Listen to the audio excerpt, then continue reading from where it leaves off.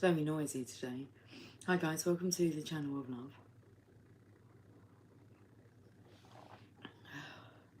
Lots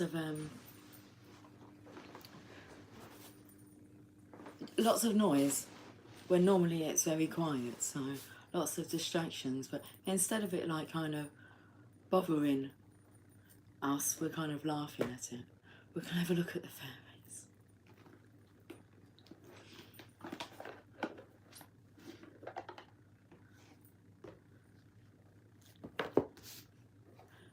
Earlier on I used the phrase wrongly. I was like, feels like someone wants to like shit on our bonfire. Instead of piss on our bonfire, it's like shit on our bonfire. It's like it's a really nice happy time, and then energy is trying to like disrupt that happiness. Okay, or trying to. Like lots, the first sign was like wasps flying around, and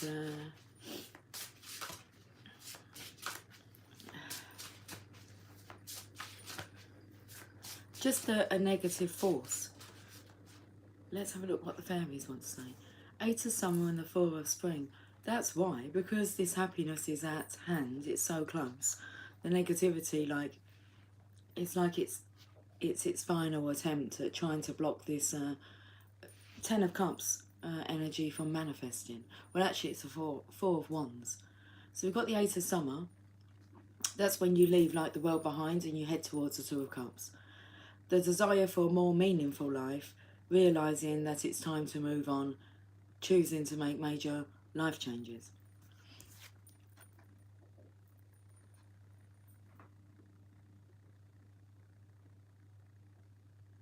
And then we have the 4 of wands, the 4 of spring. Be grateful, you have much to celebrate. Deep feelings of peace and happiness, a contented personal life. And there's the divine masculine, divine feminine now in union. The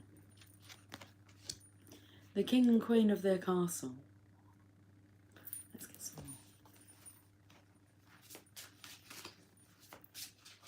We'll look at the energy cards as well. The Queen of Winter. Strong, patient, self-sufficient and funny. This is the negative energy in the equation. She's kind of like ice cold, like an ice queen. She thinks that she's funny. She can take care of her own needs. She's strong. I'm not sure about patient. I felt that was more about being like needy, being a patient. It says let go of people or things that no longer serve you. Now is the time to focus on your career, unmarried or divorced individuals. So seeing as it's mentioning that, unmarried or divorced individuals. This is really the kind of celebrating a marriage, but both parties need to be unmarried or divorced, same thing, isn't it? To be able to come together. So we have this like, the energy that's coming through is it's a little bit, not of a jealousy energy, but the masculine may be feeling it's a bit too late. And that the divine feminine, there's an urgency with timing. The divine feminine is like ready, and at any point she's going to move on. But then it feels like this plough comes in and blocks the way, or is trying to block this union.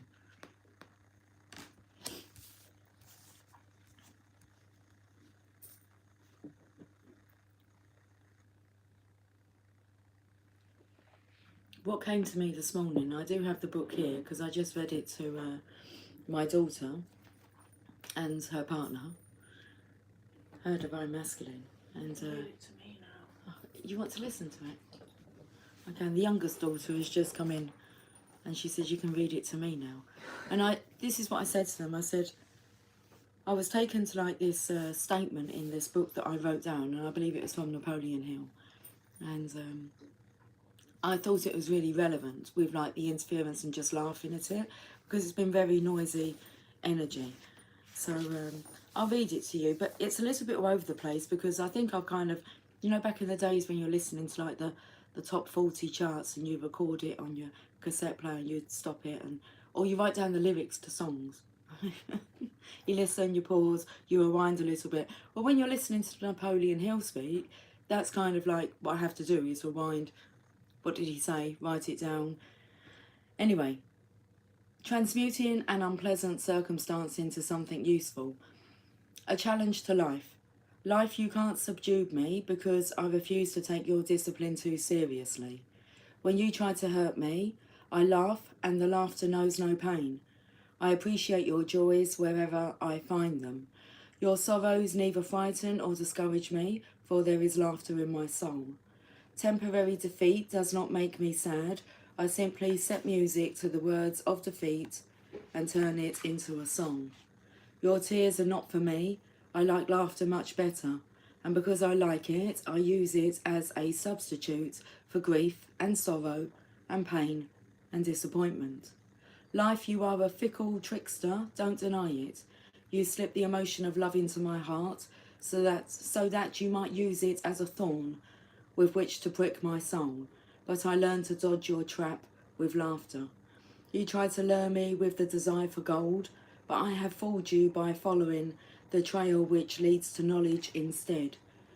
You seduce me to build beautiful friendships, then convert my friends into enemies. So you may harden my heart, but I sidestepped your figure on this by laughing off your attempts and selecting new friends in my own way. You cause men to cheat me at trade so I would become distrustful, but I win again because I possess one precious aspect that no man can steal. It is the power to think my own thoughts and to be myself. You threatened me with death, but to me death is nothing worse than a long peaceful sleep, and sleep is the sweetest of human experiences, except in laughter. You build a fire of hope in my heart, then sprinkle water on the flames, but I can go you one better by rekindling the fire and laugh at you once more. Life, you have nothing that can lure me away from laughter. You are powerless to scare me into submission. To a life of laughter, then, I raise my cup of chill. I raise my cup of chill. You right, my darling? Yeah. Did you want anything from in here, or did you just come to visit? No, I did forget something in it. Think you know what I forgot? I can't see what you've forgotten. Your poster. Yeah, I did remember it. Posters. Oh yeah, this swiftly. Don't worry. She's cleaning out the office. I forgot all about my Lindor over there. I didn't even hear. Do you want them? No, you can stay in it. You can have one. And no, I'm okay for the moment, but thank you very much. Okay then. Posters are down. Blue tack's still on the wall though, I see. I know, because you were going to do a reading, so I quickly scurried and yanked them off. That's okay. I'll get them off. I'm sure it has meaning. Okay. Alright, darling. I'll see you in a bit. Be about an hour, I suppose. It's fine. Love you. I love you too. Okay. So, that's that then.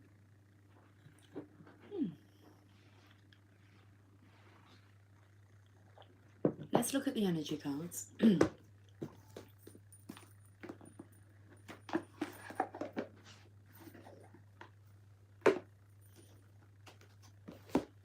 can already see the next cards I'm going to be using.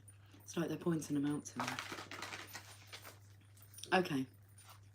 That's what I felt like with the dots all over the place. It's like putting the dots together, joining the dots.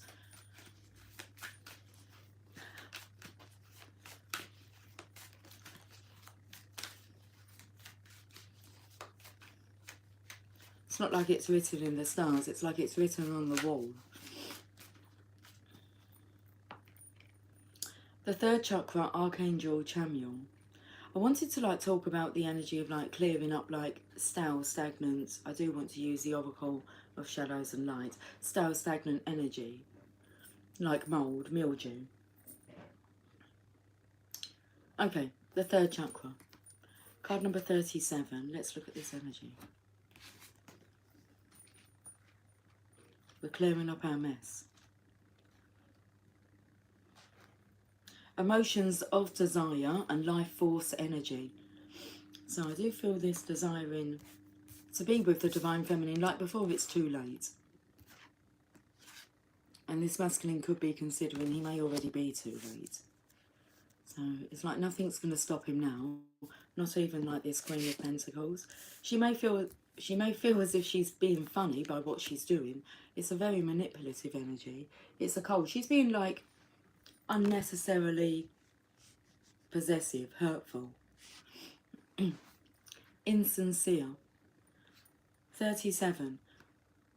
Upright. The powerful Archangel Chamuel is holding a beautiful sphere of golden light at the solar plexus, which is the location of your third chakra and the center of your life force energy. The issues here revolve around emotions of desire and your personal energy. When this card appears upright, it indicates that an increased enthusiasm is present or soon to be on its way. This is a great time to move towards the completion of your desires. Your life force is vibrating with power and resonance, and your soul is calling you to direct your energy in a focused, purposeful manner. This angel of power is with you now, so go for it. And I say, in all the noise outside, actually I asked the kids, it was like, what is that piece of machinery? So is it a jackhammer? It's just it's just been vibrating out there all morning. Okay. The affirmation, my third chakra is open to its perfect, healthy state. I radiate a bright and vibrant life force energy. I feel excitement for all that I do. Let's get another card from here.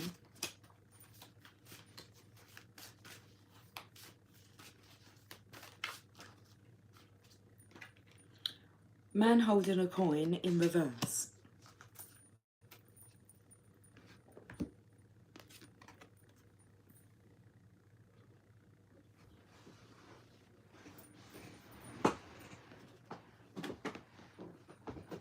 Oh, I'm drawn to a book that's called Stories of England. Okay.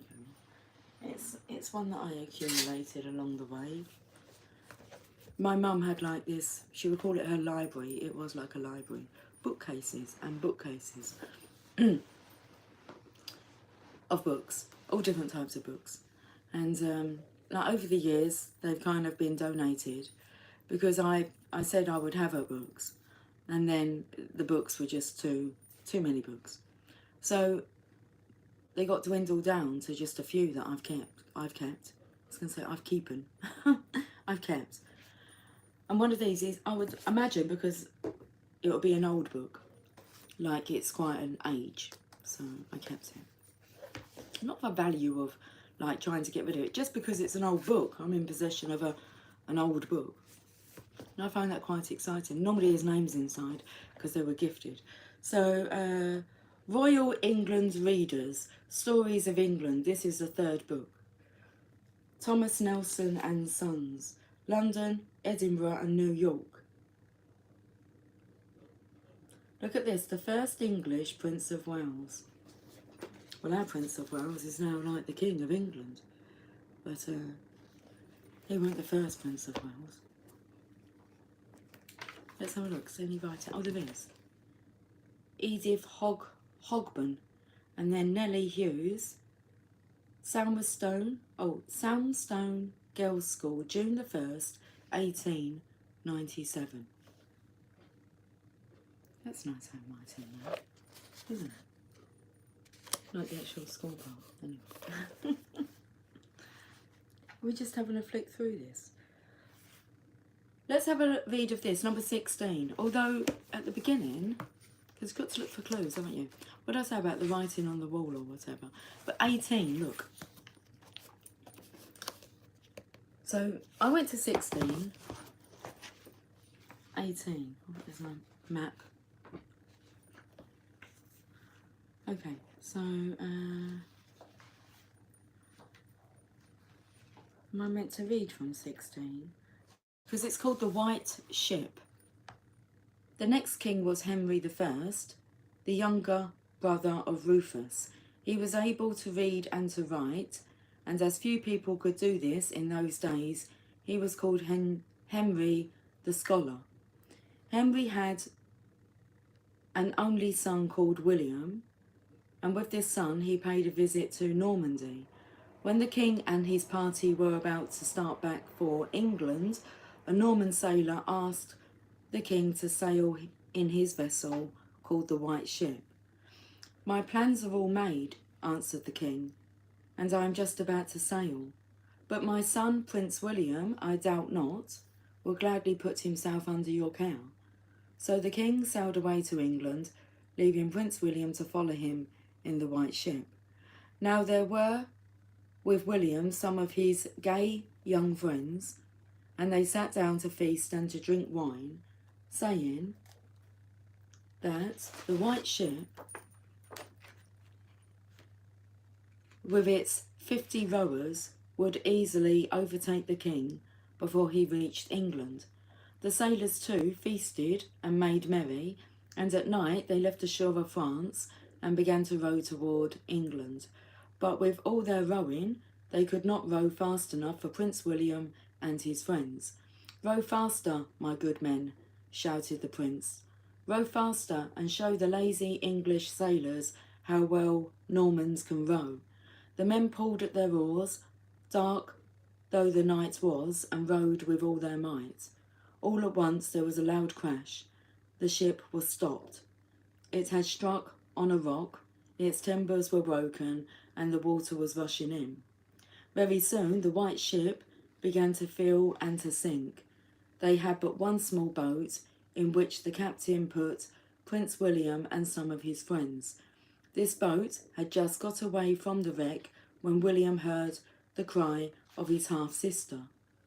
"Put back and save her," cried the prince. So they put back, but at once a number of the Norman sailors tried to get into the boat. It was upset, and all were drowned, except one man, a butcher, who clung to the mast till morning, when he was picked up by some fishermen. For 3 days Henry waited for news of his son. He thought his ship might have been carried to some distant English port. When at last the truth was told him, he fainted, and it is said that he never smiled again. Okay, number 17. He never smiled again. The bark that held a prince went down, the sweeping waves rolled on, and what was England's glorious crown, to him that wept a son. He lived for life may long be born, ere sorrow break its chain. Why comes not death to those who mourn? He never smiled again. There stood proud forms around his throne, the stately and the brave, but which could fill the place of one that won beneath the wave? But before him passed the young and fair, in pleasure's reckless train, but seas dashed over his son's bright hair, he never smiled again. He sat where festal bowls went round, he heard the minstrel sing, he saw the tourneys victor crowned, amidst the nightly ring. A murmur of the restless deep was blent with every strain, a voice of winds that would not sleep. He never smiled again. Hearts in that time closed over the trace of vows once fondly poured, and strangers took the kingsman's place at many a joyous board. Graves which true love had bathed with tears were left to heaven's bright rain. Fresh hopes were born for other years. He never smiled again. Right, so now 18, which is where I feel we are being drawn to, is Richard the Lionheart. Okay, 1189 to 1199. Stephen reigned next, and after him came Henry II. Then Henry's son Richard was king. He was so brave a man that he was called the Lionheart. He took part in a great war in the Holy Land. The Turks were masters of Jerusalem at this time, and they were often cruel to the Christians who went from other lands to visit the scene of Christ's death and burial. I've got a really itchy eye today. It started itching before I kind of pressed the live button, but it's just started twitching again.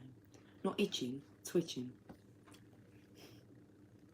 In various countries of Europe, the Christians were so angry at this treatment that they joined together and sent out armies at different times to take Jerusalem from the Turks. These wars were called Crusades or Wars of the Cross because they were carried on under a flag which bore a cross. Those who took part in them also wore a cross on their arm and were called Crusaders. Richard took part in the Third Crusade, and with him there were Philip, King of France, and Leopold, Duke of Austria. These leaders quarrelled among themselves, and soon Philip left them and returned home. Richard and the Duke remained to carry on the war against the Turks, but they could not agree, and Richard was one day so angry with the Duke that he struck him. Well, I feel a bit shaky. It's all good, look. Richard fought very bravely against the Turks and often beat them in battle, but at length he grew tired of the war and set out on his way home to England. Being shipwrecked on the shore of the Gulf of Venice, he made up his mind to travel on foot across Europe. To escape notice, for he had many enemies, Richard dressed himself very plainly and called himself a merchant. By and by he came to a village near Vienna, where dwelt his greatest enemy, the Duke of Austria. Richard sent his page to buy some food. The richness of the page's dress made the people stare at him, but what they chiefly noticed was that he was hanging. What they chiefly noticed was that he had hanging from his belt a pair of very fine gloves. Now in those days only rich men wore gloves, and only men of high rank wore such gloves as the page had. The people therefore asked who he was, and whence he came, and whence he had come. As he did not please them with his answers, he was taken before the Duke.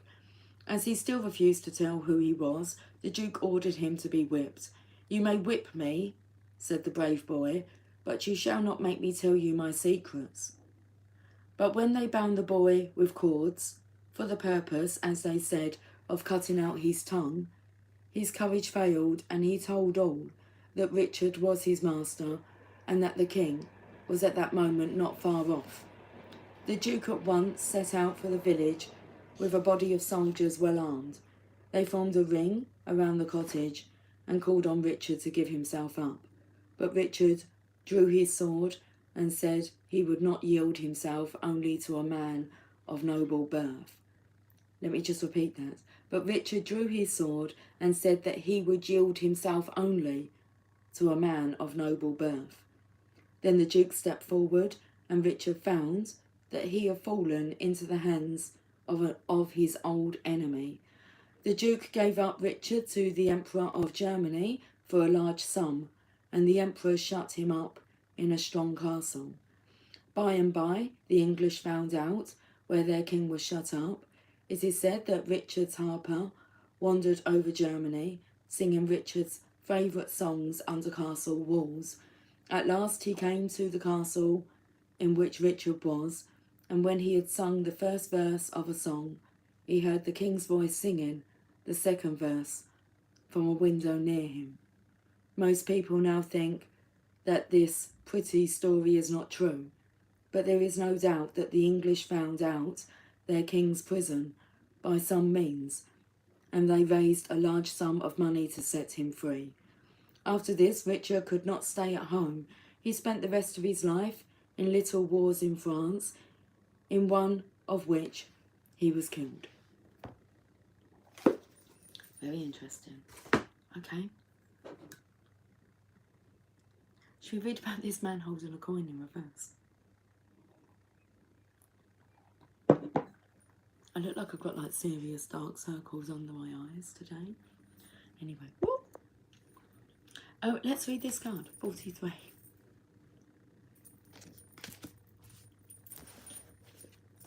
Let's get physical, physical. That's just what's coming through. I wanna get physical. Let's step into physical. Malconnection in money, health or value. In reversed, this card reverse reveals that you could be acting against your own best interests where money or health matters are concerned. You might be spending a bit too much or simply not be conscious enough about what's really important. If that's the case, become more aware of your choices and priorities and bring more discipline to your life. This card reverse could also be warning of a self-absorbed or dismissive man who may be out for his own advancement, even at the cost of your own. Be conscious of the critical or demanding men around you, and always remember that you alone determine who has the real power in your life. Okay. I feel this kind of karmic energy is standing up to the masculine. Look, she's strong. She can take care of herself. Okay. Let's look at the bottom of the deck. Indecision. I was just about to say decision, but indecision. Card number 8.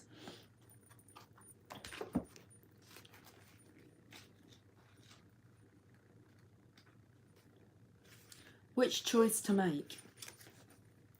This card marks the presence of 2 or more possible choices in your life.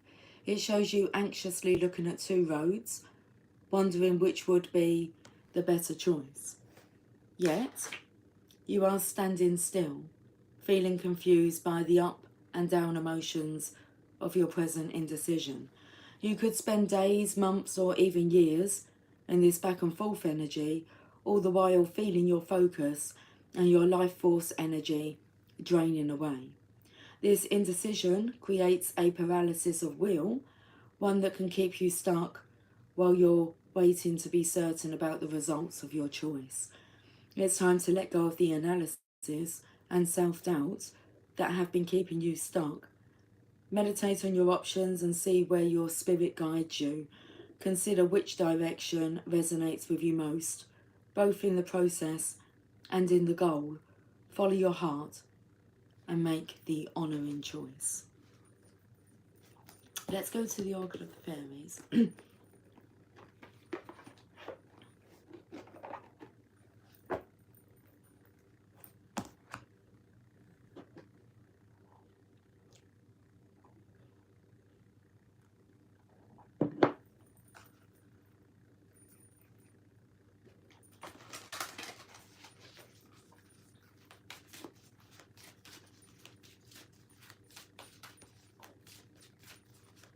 Okay, let's see what the message is. I feel like I'm finding it hard to look at the camera today. Why is that? The lighting's not fantastic, is it?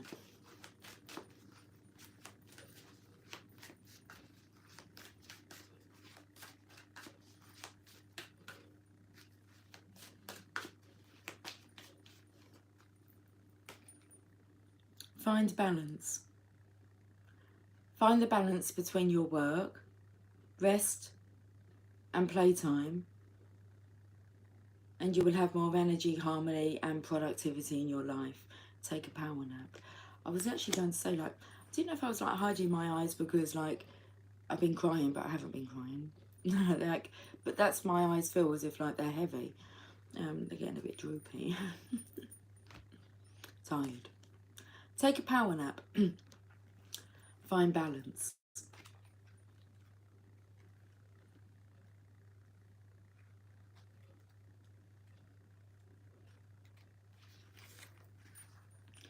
All work and no play makes Jack a dull boy.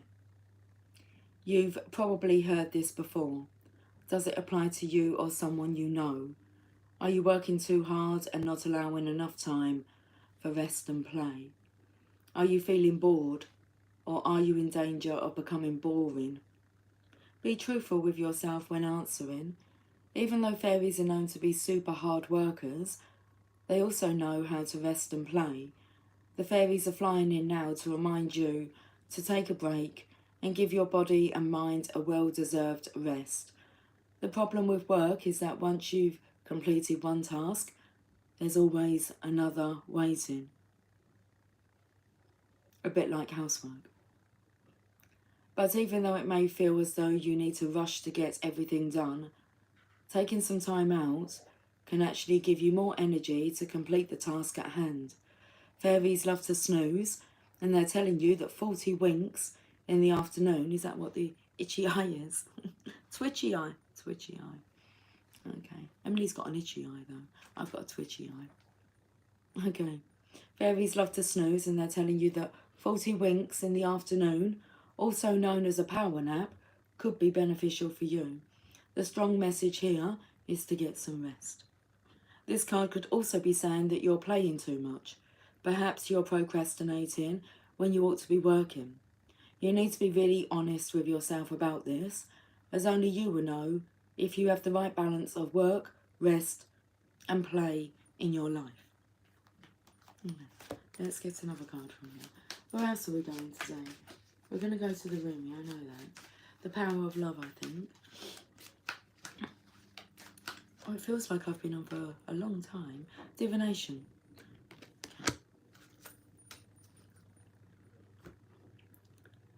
Embrace your powers of divination, which are especially strong right now. You have the ability to see your current situation with crystal clear clarity. So we'll carry on pulling some cards. Divination.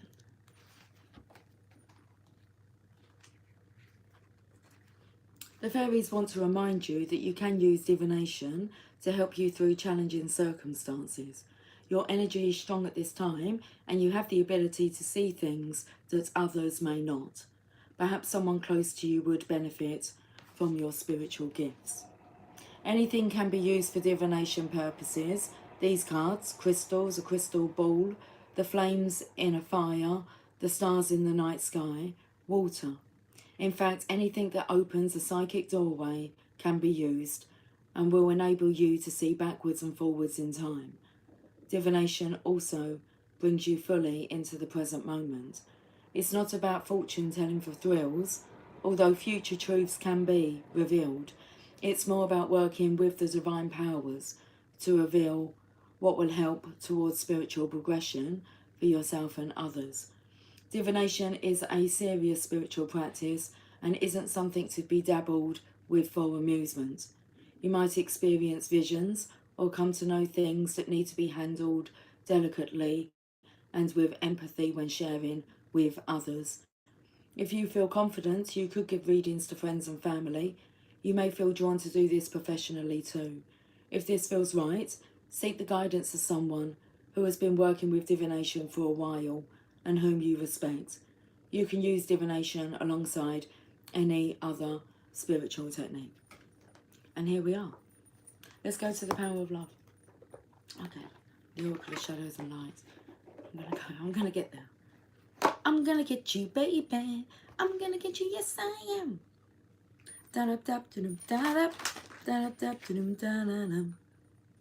Yo, DJ, pump this party. Why waste your time? You know you're gonna be mine. It's only until I get into the song I realise kind of what the words are.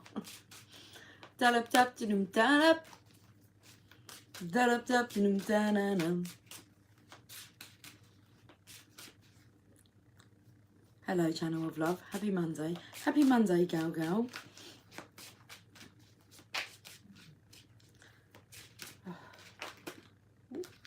Okay, we've got 3 cards. I'm just showing you the colours because it's kind of white and white, and then we've got this nice colour in the middle. Respect. What you want, baby, I got it. Respect. You value everyone's unique perspective on the path to love.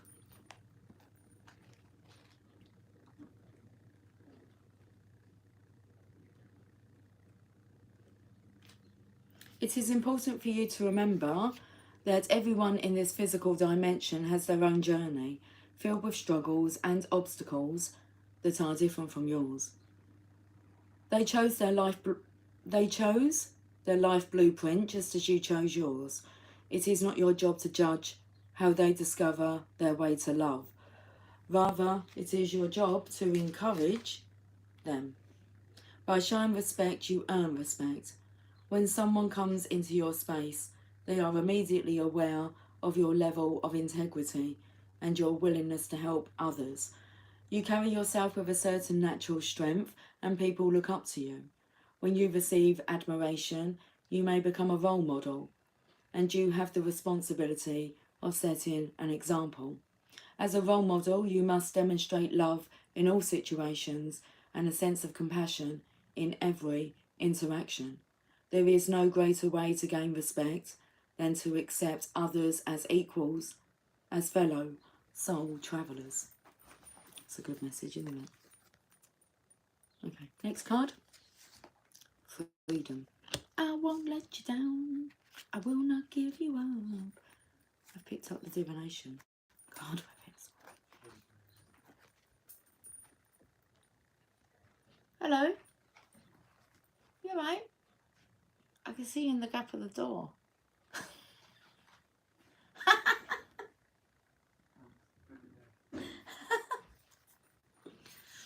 Oh dear.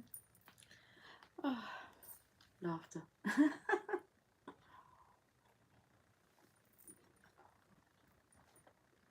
Right, let me tell you about freedom. You are releasing any self-imposed restrictions, and I felt like the whatever it is, the shelving. It's a shelving unit, but it's quite like, it's the word industrial looking, prison bars looking, and I did kind of pick up on that energy anyway. Oh, you are releasing any self-imposed restrictions or perceived limitations through the loving energy of openness.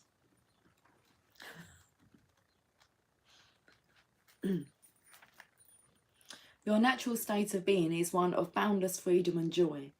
Don't suppress your God-given potential by weighing yourself down with other people's opinions or expectations.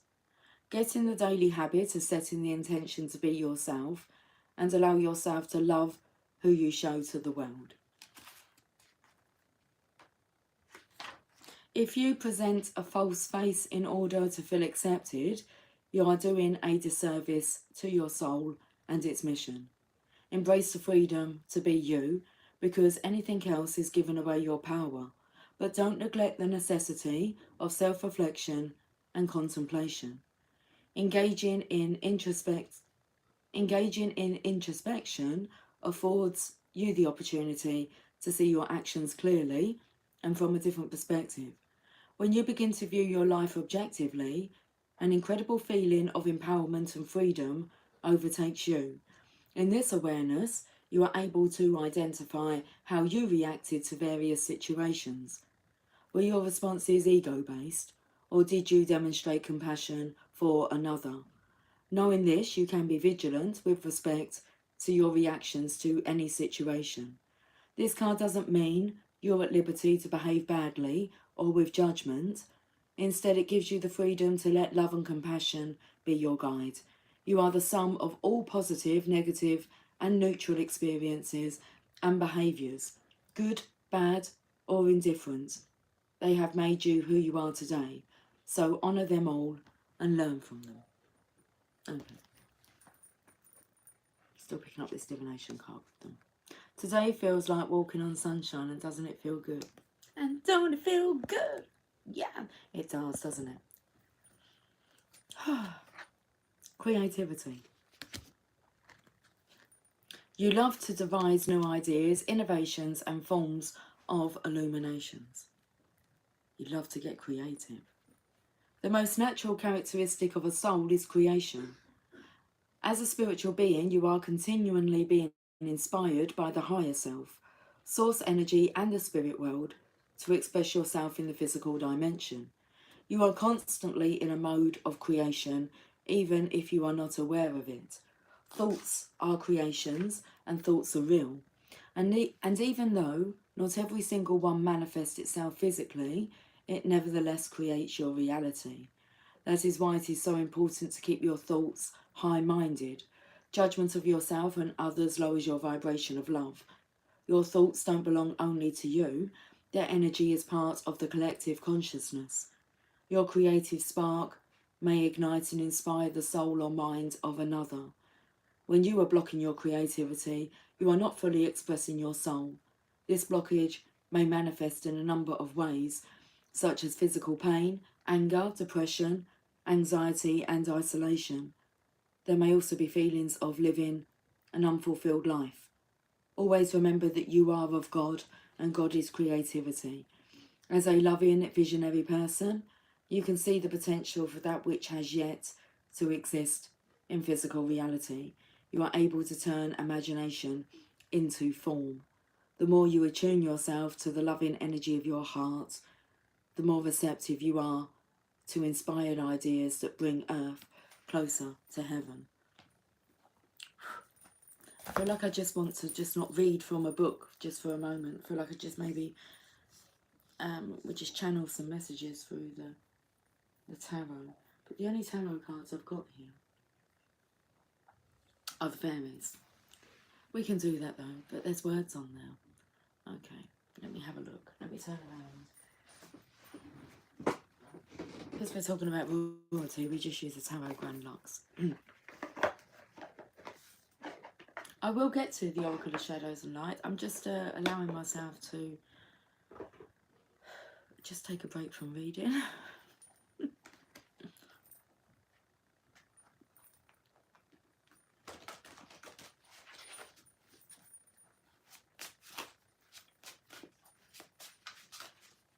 So it's tapping into the third eye here. I just love that colour. I say that's been the colour of the season. It's like this violety, purpley, with a bluey tinge to it.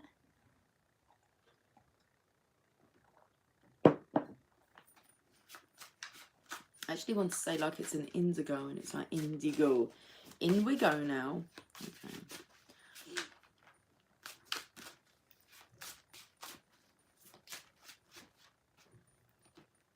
Temperance, a really nice balanced energy here. It's about finding balance. Temperance. She's flying high with the Divine Feminine. Look how happy she is. Can we see what she's actually writing down? I don't know if she is. It's more, I feel that's more of a, well, it's a story. I feel like it's a fairy tale book. I'm not sure what else is on there. Oh, she's got well, she has all different forms of divination. She's got crystals, she's got a flame there, she's got a little crystal ball. And we had about divination. She's using her like tools, her talents. And she's flying. You see here, look. I wanna hold your hand. A force to be reckoned with.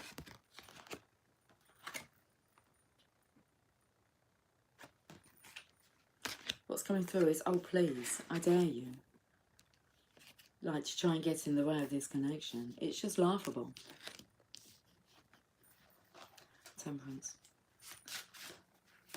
But look here, the masculine has got wings.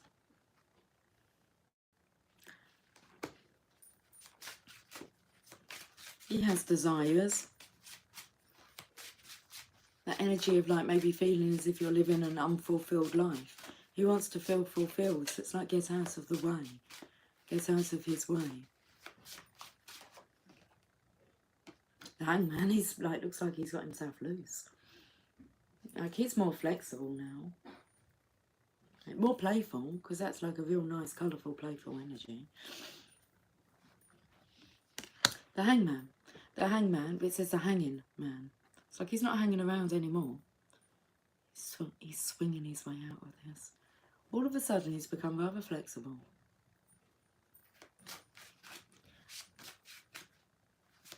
The Hangman's allowed down when he's wisdom, knowledge, when he's received the knowledge, the wisdom. And he's become wise. 10 of Wands. Because look at his life. So there was an old woman who lived in a shoe. She had so many children, she didn't know what to do. And there was that neediness energy about being patient, about like I feel like he has to do so much, look after so much, because they really don't know what to do without him. But they're soon going to find out how to do the do. Betty Boo, just doing the do when you are through. And there's nothing left for you to do. I'm sorry if I upset you. To get the better of me, I won't let you. It's time to do the do. The fool. Hangman's let himself down. He's got his hat. Well, he hasn't. He's got his crown, look. Because the vision here is of the crown. Look, it's coming out of the clouds. See ya.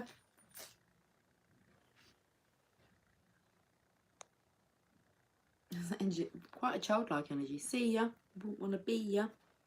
But you just want to be yourself, don't you? I wouldn't want to be anybody else. I love being me.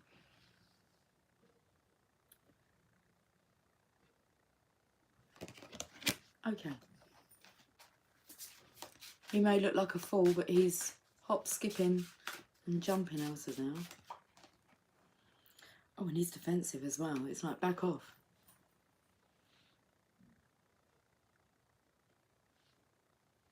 It's coming in with him, those stories now.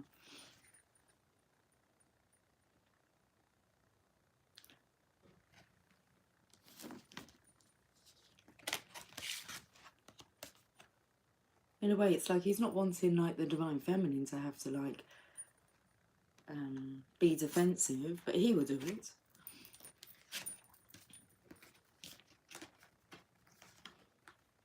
It's like this protector now of the connection. He wants to protect the connection. This true love connection. This joyous laughter. Okay. You really don't want that part, what was it, chapter 17. And he never smiled again.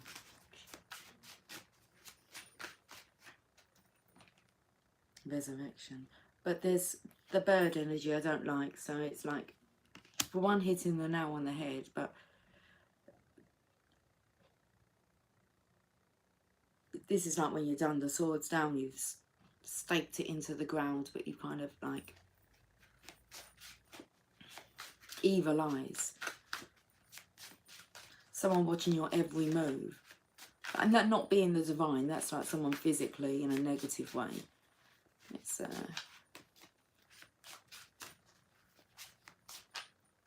is there a phrase that you use? It's like, oh no, I think that says about having a nail in your thumb, is it? But like it's as sore as having a nail in your head. I don't know. I don't use those phrases. I have no need to. So, the Chariot energy. And we're off. Maybe not knowing which direction we're going in, but we're off. The Chariot. There's that nudge from the divine. So, that's done. Dusted. It's kind of resurrecting.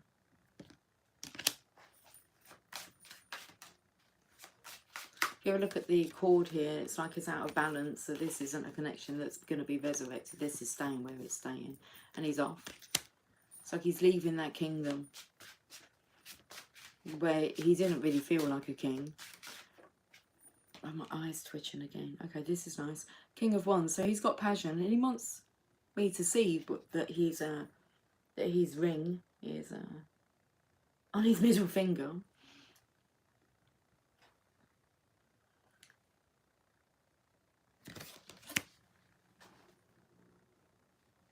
He was a bit hot-headed, hot-tempered, frustration. King of Wands, he's known what he's wanting. What's he wanting? Tell me what you want. I'll tell you what I want, what I really, really want. Want balance in your life.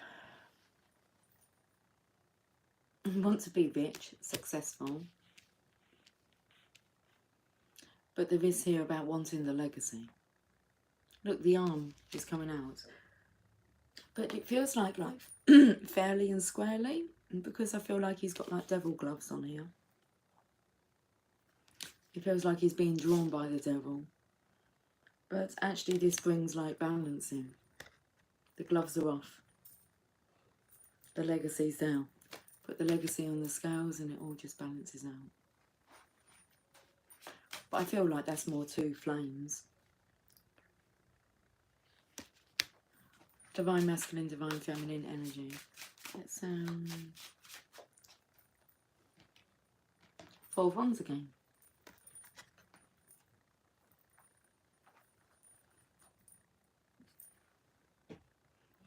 I do feel like the feminine energy is well balanced. She looks very contented in her life.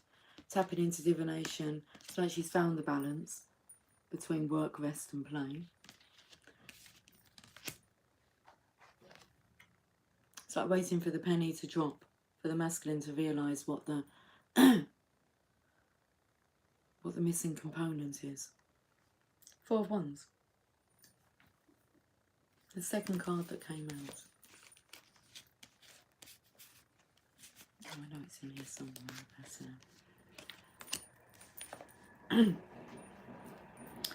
And balance. Right, let's go to the Oracle of Shadows and Light.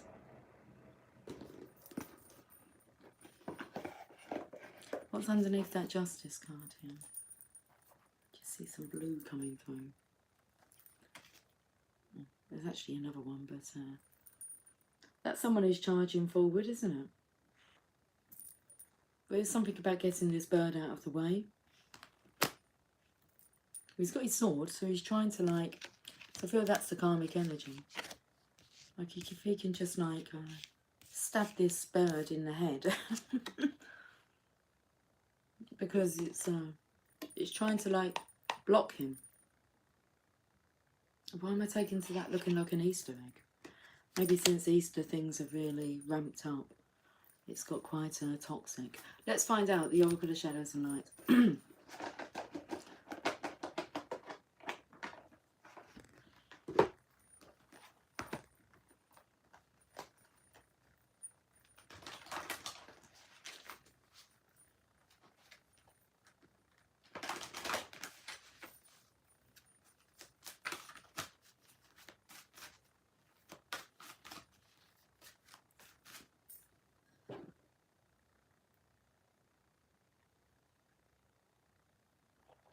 I've got a Hoover in the room here, a vacuum cleaner. I'm looking at clean the filters. I felt like someone had no filter, as if like they had a, not necessarily like a filthy mouth, but it was inappropriate, rude, disgusting, toxic. Clean the filters at least once a month. So I feel that this is something that erupts regularly, and it feels like enough's enough. The eye is twitching again. Wink, wink. Wink, wink, nudge, nudge. Sewer mermaid. Your sensitivity, it doesn't say that. Your sensuality is beautiful.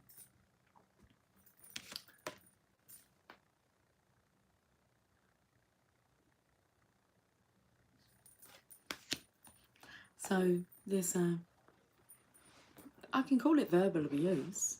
It's horrible. It's toxic language that it's degrading, and they try to degrade you. I feel the Divine Feminine here is here to help upgrade you, okay? Where it's like you're being downtrodden, downgraded. Card number 25. I was taken to a dartboard then. Okay, well maybe if they had a picture of you, they might throw like darts at it. That's what apparently people could do if they don't like you, throw darts at your face. But I felt like being on like the green. And never being able to like the 25 point mark, never really being able to hit the bullseye. 25. Right, let's read about the sewer mermaid. About the sewer mermaid. When the sewer mermaid swims in, she is here to remind you of the treasures you have that you may have labelled bad, or perhaps even pushed away, forced underneath. We often have negative thoughts that we are too short, too tall, our thighs too large, our breasts too small, our hair not right, our face not pretty enough. We speak to ourselves in negative ways, and we begin to feel we are not good enough. And when this takes place, the result can be that we begin to create negative experiences, blockages, and difficulties. We push people away rather than attract them. We hide for fear that what others see will not be good enough. But this mermaid of the hidden spaces is here to show you that your dark thoughts have told you lies about your great beauty. You are your own self, and all that you are is perfect, whole, and complete. The Sewer Mermaid says that you may try to push her away and refuse to believe that you are beautiful, but when you are ready, she will swim to you and free you from all the harmful, negative thoughts and experiences, all the sewage. You will begin to believe that no matter what, you are a beautiful being, healthy, attractive, and one who deserves love, respect, and affection. The Sewer Mermaid speaks. I'm here to show you how to believe in yourself, that you are attractive, beautiful, and worthy of love and respect.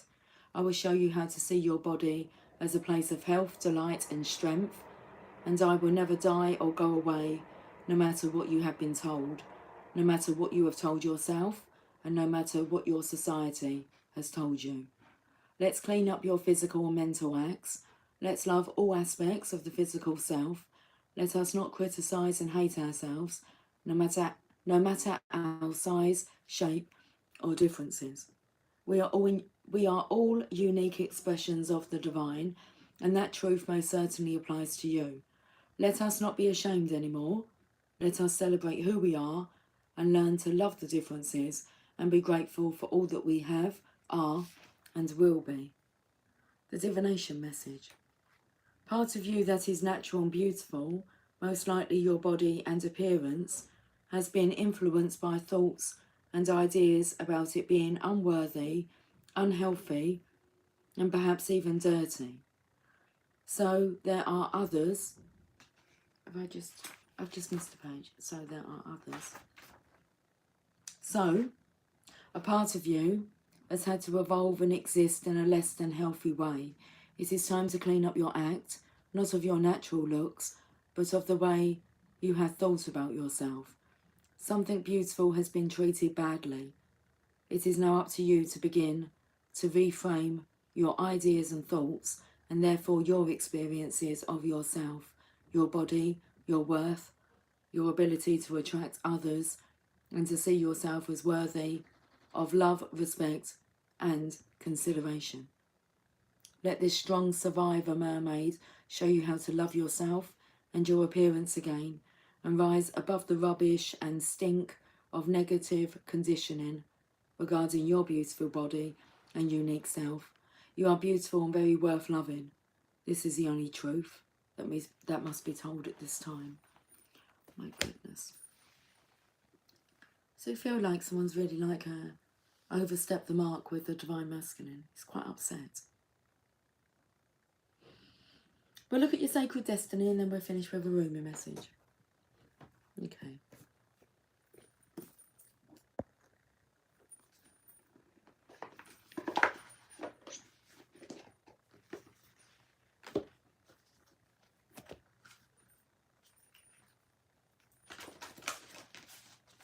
A 52 card deck to discover the landscape of your soul.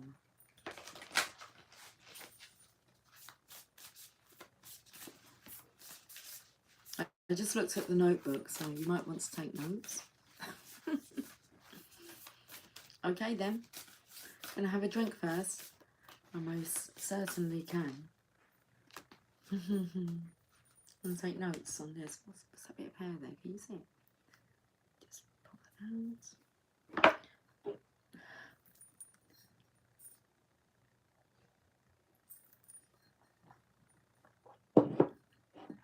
Love.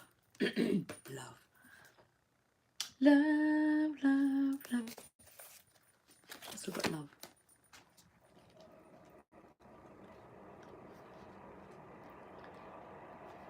Wild rose. Roses are a universal symbol of love.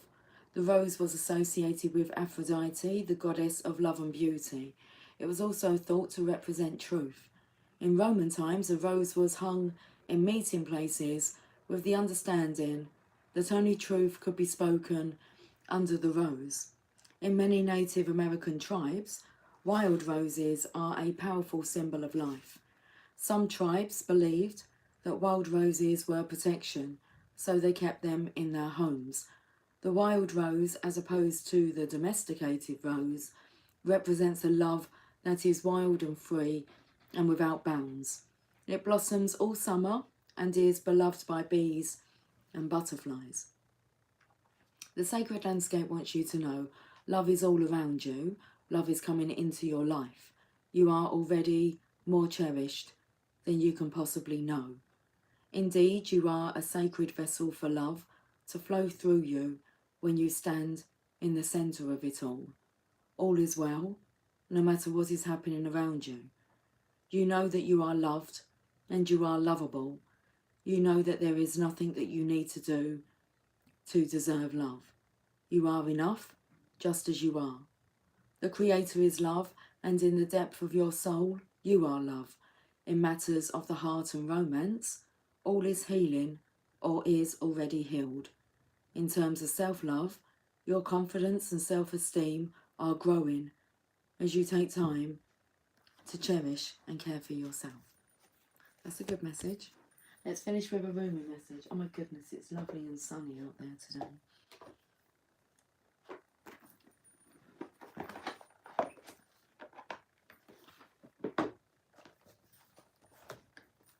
Let's get this reading wrapped up.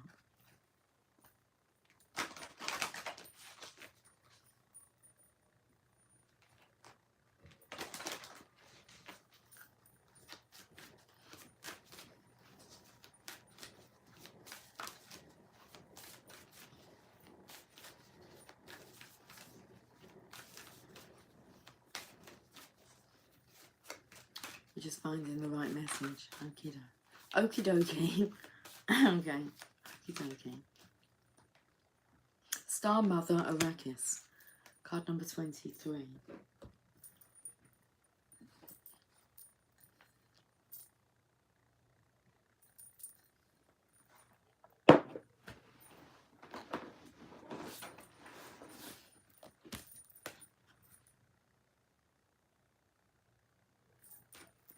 Okay.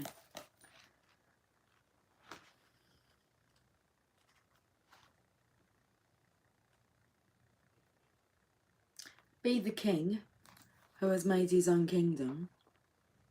Hi, Big. Does that say Big Wavy? Hi, Big Wavy. How are you doing? Okay. Be the king who has made his own kingdom. Be the moon that has made her own summit.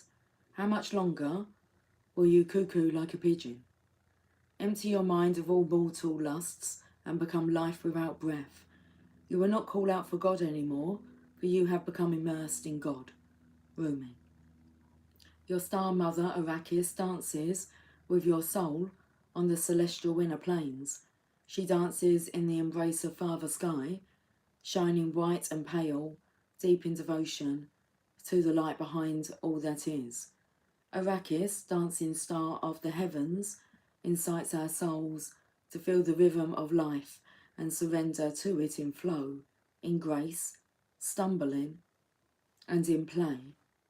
Like a child who thinks not of the right steps, but just moves with music and with joy, she reminds you to dance freely and from your heart. She reminds you that your soul is constantly dancing with the divine. What better way to connect with the joy and beauty of your soul than to mimic its movements? So dance, beloved. Let your being dance. O Arrakis, your bright beauty penetrates even the darkest of minds to remember, remember, remember. She calls out, her voice is music to our hearts. You are a child of heaven. You are born of such regal stuff, dear dancing child of the stars. When you suffer, I send you my comfort and stars falling from the sky. When you triumph, my dance becomes wild and light erupts from my heart in all directions. The light becomes music, stirring within you with an urge, almost inexplicable, and yet so very deep and real, to make music, to create art, to dance, to play, to be at one with the joyful creative energy that dwells within you, beloved. The eyes twitching again. Star child, earth angel, divine creature, your star mother keeps an eye on all the wild games happening in the sacred playground of the earth. She will care for you, righteous and true, shining divine justice and protection. No bully shall prevail over you. No bully from within you shall prevail either. No lies, deceit, or injustice shall temper your wild truths. Be demanding in claiming her love for you. Learn how to love yourself as she loves you, with wild, unconditional, passionate regard. Be like the child wailing for its mother. Ma, ma, ma, come close. Then she descends like a torrential downpour of devotional light. A tsunami of affection is unleashed. A rampaging cosmic tigress hurtles towards you, her claws gripping the fabric of the skies as she rushes to protect her beloved cub. She will fight for you against the forces that would dull you and dumb you down, obscure your brilliance, and stultify your free form dance into strict, choreographed movements. She will pour her luminous essence into every crevice of your demanding soul. Nothing can resist her light. All shall be washed and revived in the outpouring of her luminous love. Then, sated and content, you are the child so secure in the love of the mother. You trust in life implicitly and in what is brought to your door. You do not succumb to untruths. You do not resist because you are safe, held in the love of the mother. You have no need to resist. What is there to resist? Nothing. There is only the loving truth in your world, and all is at peace in your heart. And should there be cause to stand up and fight for love, for freedom, for light, for her truths of unconditional life, respected and honoured, well, you shall be particularly equipped for success.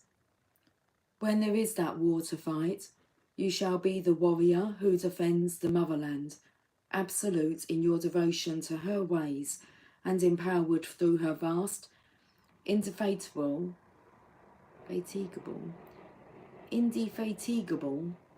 triumphant power. And shall you bludgeon your way with brute force and fear? Of course not. So here is your guidance. Lay down your old weapons, for new technology awaits you.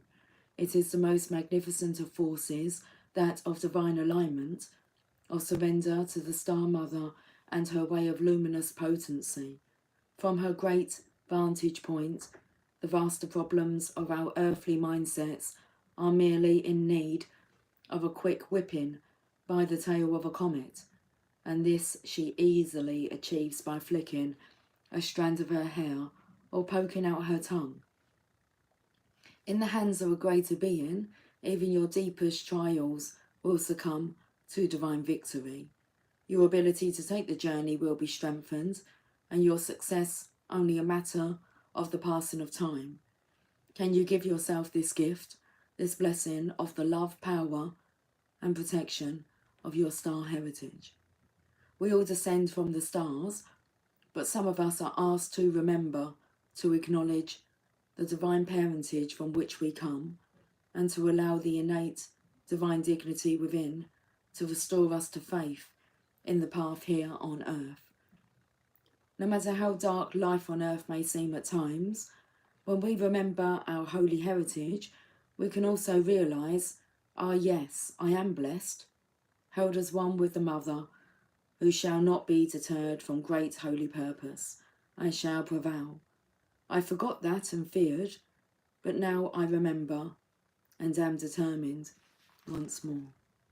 then you shall feel joy, and be inclined to dance, to sing, to make your art, and to live fearlessly once again. Let's finish this reading. Let's finish this beautiful reading with the sacred honouring ritual. Open your hands up above your head and say, through unconditional love and divine mercy, through the blessings of the ancient master and sages, including Brother Rumi, who loves me without condition, I call upon the blessings of the stars, the remembrance of my divine heritage, and the gift of spiritual success. I call upon the assurance of my soul's triumph and the luminous embrace of the Holy Mother. I honour my soul's need for art and for expression and for creativity now, from a pure and loving place within me. So be it. You have finished your sacred honouring ritual. Hi guys, I will catch up with you all soon. Thank you so much for joining me today. And until then, take care.